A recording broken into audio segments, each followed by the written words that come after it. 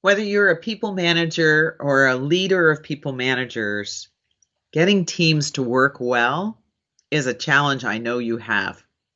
I'm Janet Harvey, CEO of inviteCHANGE, and in this video, I want to share 4 very important activities that you do every day, and if you did them better, you would have more success with teamwork flow.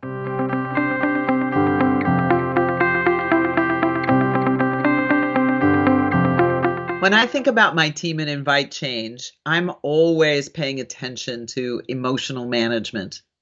I know maybe it seems a little unfair, but as the boss, you do set the tone, the climate, if you will, in your environment. And paying attention to consistency in the way you show up and being able to keep your finger on the pulse. When things are kind of tense and we're on tight deadline, or there's something going on out in the world, as we're having right now in the world, with a lot of people finding their way, being in uncertainty, it's very important as a leader that you have your own way to manage your emotions so that you can be with and be able to lower anxiety for the team members as they're dealing with their emotions. If you are reactive or in some way finding yourself unable to cope, it's important that you find some practices to be able to center and ground yourself before you're out with your team again. The 2019 Gallup data showed us that 70% of the variability in employee engagement is directly attributed to the people manager or the leadership on up the chain inside of organizational life. This means hard dollars and cents. I know we don't always think about that with emotions, but it is the most important thing you can do to ensure that you have a highly engaged team. Now, what about the work they're doing? Fixed versus a growth mindset. You've probably been reading about all of this. But what does it mean for you as the manager or leader of that team? This has to do with what you choose to take credit for.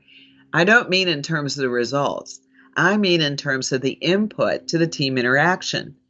If you're engaging with your team as the expert, you're going to find pretty quickly that your calendar is jammed with appointments from the team leaders and the team members because they don't think they're smart enough to do the project. You're the one who has all the content. If you want to instill growth mindset in your team, you must model curiosity and ask the questions that are important for the team to broaden what they are exploring.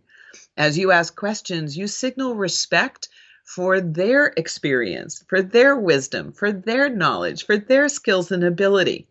You also get a bonus. When you have a growth mindset that says there's more than one way to do this, you discover hidden talent in your team that wouldn't be said out loud unless you signaled the respect of wanting to truly know. So be sure you are asking questions you don't know the answer to, and in doing so, you will have created a great enlivenment in that team. Now that takes me to the third point. A lot of times, particularly new managers, are really interested in having their team like them. We call this the people-pleasing mindset. Now, it's not a bad thing. Everybody wants to have a fun, playful, lively, collegial environment at work, but there's also a job to be done. And if you find yourself starting to accommodate or perhaps to step in and assist, dare I say maybe even rescuing, in the name of wanting to be liked by your team, you're going to have the unintended consequence of, once again, they see you as the primary source of the solution and that you don't actually believe that they can get it done, nor do you make the demand of them to rise and step into more of their potential. So it will be useful to move your people pleasing a little bit to the right and spend a bit more time with self-responsibility. Your own, what is your role and what's the boundary between your role and that of your team? And call your team to step into their own authority. And that takes me to the fourth one, which is accountability. This one's a little bit of a favorite of mine. We hear all the time, we need to hold people accountable. So I'm going to say something maybe a counterintuitive. You cannot do this. You cannot hold anyone accountable. Because what does the word mean? Accountable. Every single person is accountable. So the dilemma we have is, are they accepting responsibility for the authority that you, as the manager or leader, have offered to them in their role on this project, in this relationship, whatever it may be? Your job is to clearly designate what that authority is and then leave the space for that individual to accept responsibility.